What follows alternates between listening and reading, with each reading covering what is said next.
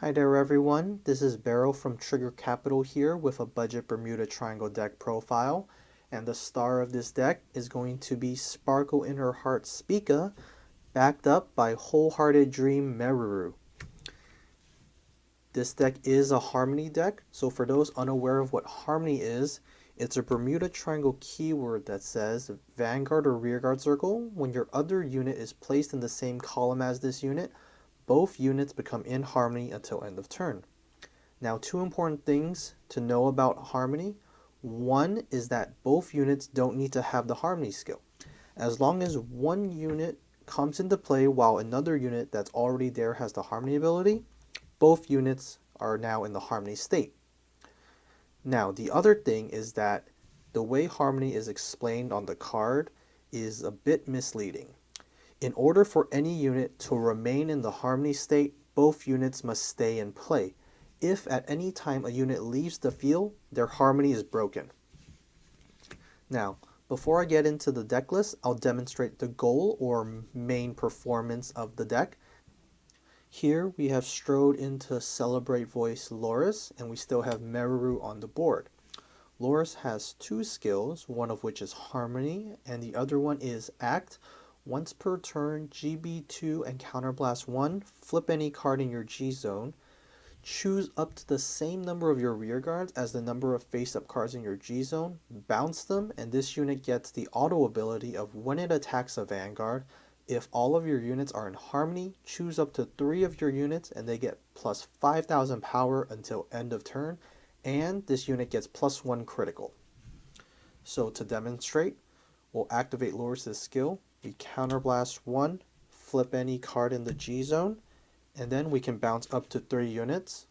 Here we'll just bounce the 1 rear guard back into our hand, and this will trigger Meruru's skill. Meruru's skill is Auto Rearguard GB1. When your other unit is bounced from rearguard, you may put her into Soul, and if you do, Countercharge 1, and your Vanguard gets the skill of Continuous. If this unit is in the harmony, all of your front row units get plus 3,000 power.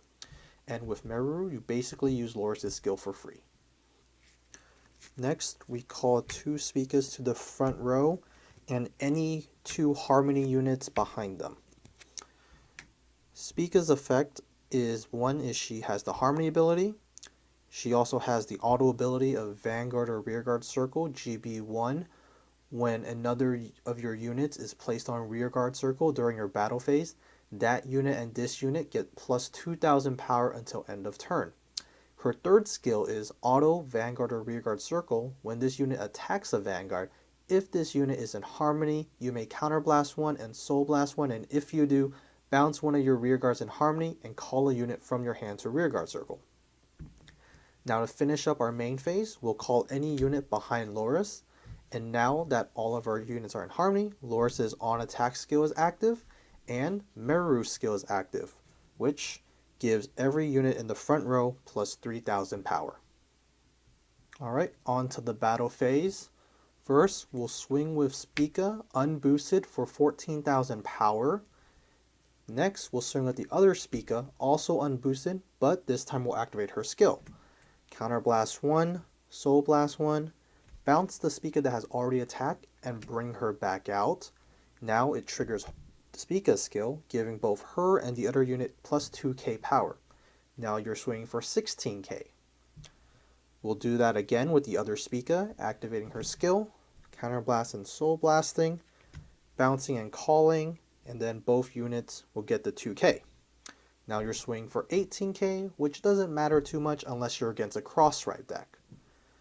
So what you do is, you'll rinse and repeat her skill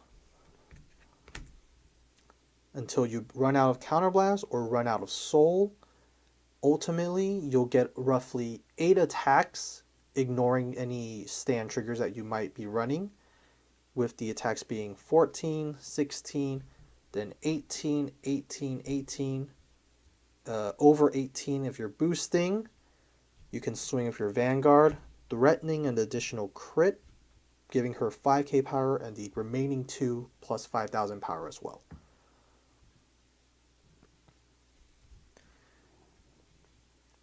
Now it's important that you have harmony units behind the Spicas because Spica's effect only works if she's bouncing units in harmony, which is why every time you bring out a new Spica, it'll trigger the harmony abilities, and then that way you can keep using the effect.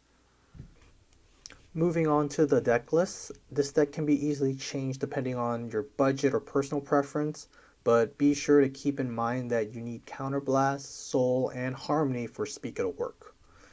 So we'll start with the grade 3s. The only must-have grade 3s is really the 4 copies of Sparkle in her Heart Spica. Next, for me, I run my only copy of Miracle Voice Loris, 3 copies of Sincere Girl Liddy, and 1 copy of Great Ascent Liddy. Ideally, you would want to run 4 copies of Loris because every time you stride over her, you get the ability to counterblast 1, bounce 1 of your rear guards, and draw a card.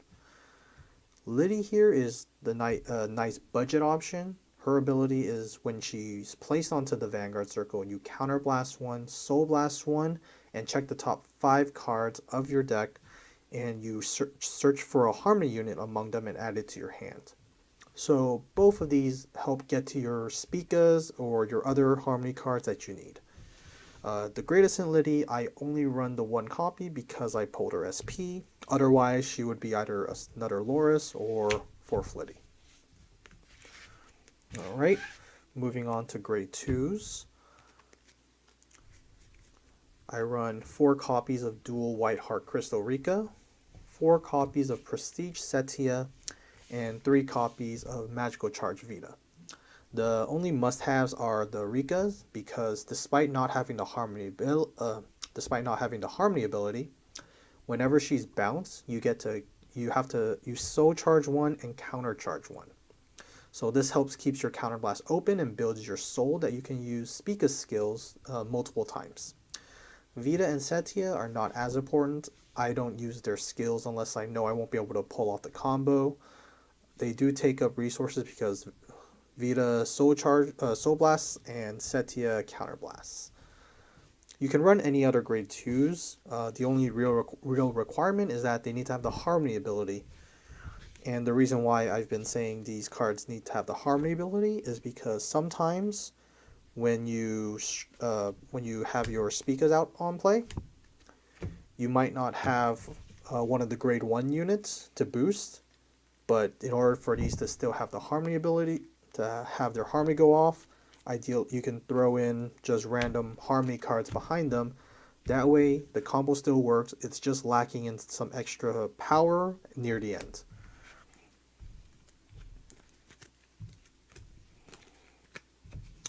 Next we'll go on to grade 1s.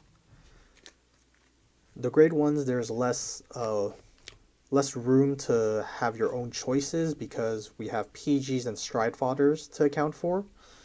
And we'll start with the PGs. 4 of the Harmony PGs. Miracle Twin Tail Wiz. Not only does it have the Harmony ability, it has another ability where it's GB1 auto on the rearguard circle. At the end of the turn, after this unit has boosted a unit, you can discard a card to bounce her to your hand. The ability is not that great, but it's nice to have the option to bounce it to your hand. Otherwise, you can run the unflipping PG, Kukuri. Next, we have 3 copies of Superb New Student Shizuku, 3 Talent of Perseverance Shandy, and 3 Garland Blossom Aina. Shizuku here is essential in that her ability is once per turn. When she becomes in Harmony, you get to check the top 5 cards of your deck and add a grade 3 from among them to your hand. So with that, you can you can try to search for your Spicas, so you can go for the combo. And here Shandy is your Stride Father. That's self-explanatory. Aina here, she's here because she has Harmony, but also because she has the ability of auto rearguard circle GB1. When she becomes in Harmony, she can give another unit the Harmony ability.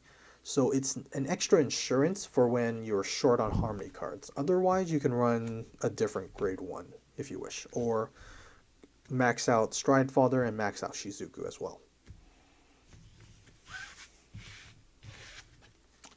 Lastly, the grade zeros. We already went over the starter, Meruru.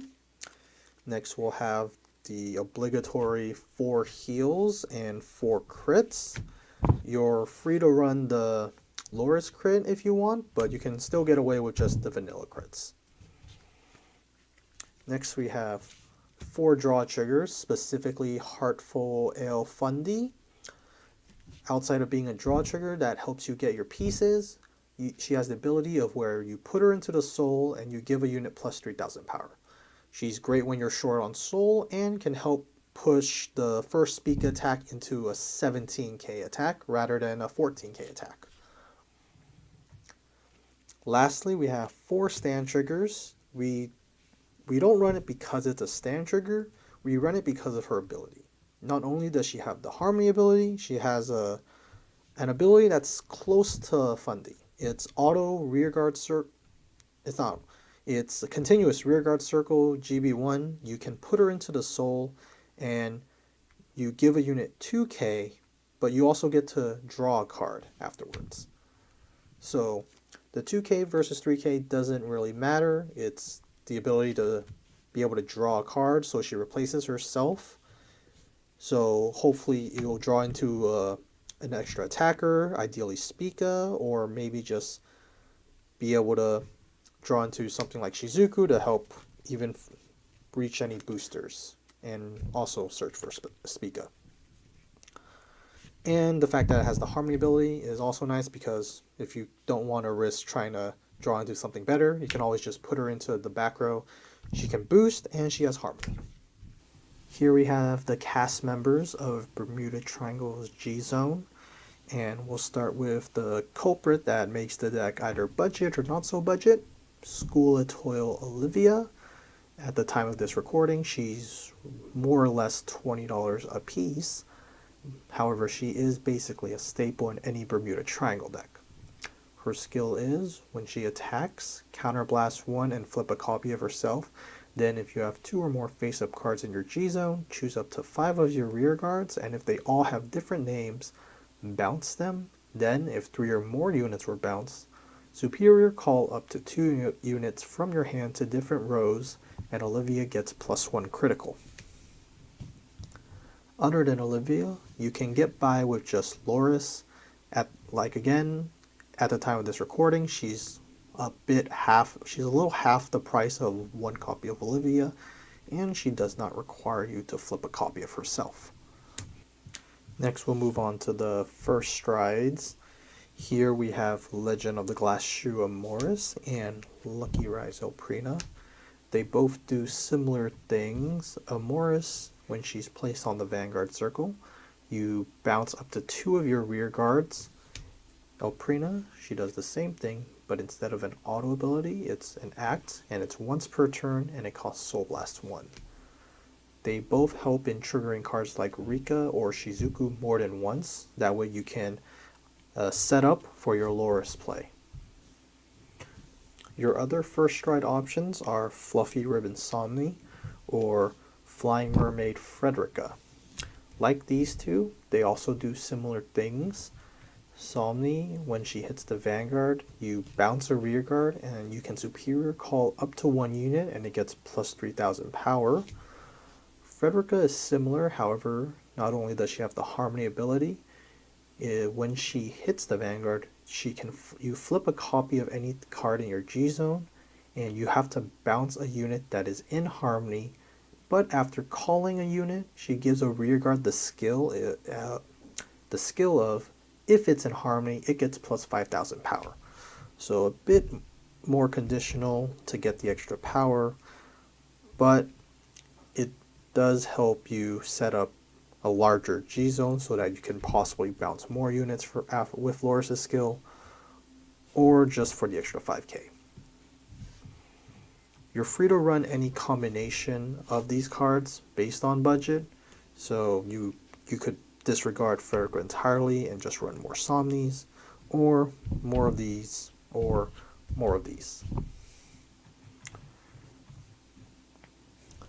So moving on to the G-Guards, There's currently only two Bermuda Triangle G guards. One is Hand in Hand Leona, and the other one is Sailor's Medley Nasha. Leona, when she's used to guard, you can bounce one of your rear guards, but if you do, you guard with a card from your hand, but if the card that you use has the same name as the card that you bounce, that card gets plus 5,000 shield.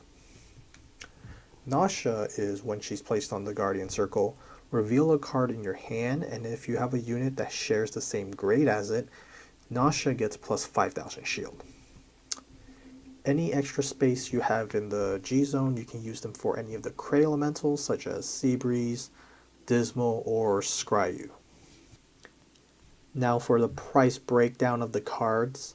For the G zone, Olivia is at roughly $20. Loris is at $9. For the Cray elementals I mentioned, Seabreeze is at $14, Dismal is at $10, and Scryu is at $5 a piece. Everything else in the G zone's under $3, so you don't have to worry much there. For the main deck, if you plan to run the grade 3 Loris, she is $12 a piece.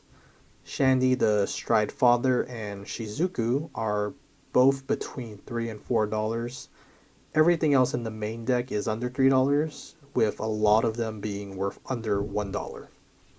So ultimately, if you are building this deck from scratch, ignoring the grade 3 Loris and Olivia's, this deck will be about $70 depending how many copies of each card you plan to run. And there you have it, a Harmony Spica build for people relatively on a budget. Thank you all for watching, and I'll see you soon in the next deck profile. I plan to make more of these as long as I can come up with decks that are more unique and has yet to be done before, but those might be less competitive and more gimmicky, but who knows. Anyways, thanks again for watching. See you soon.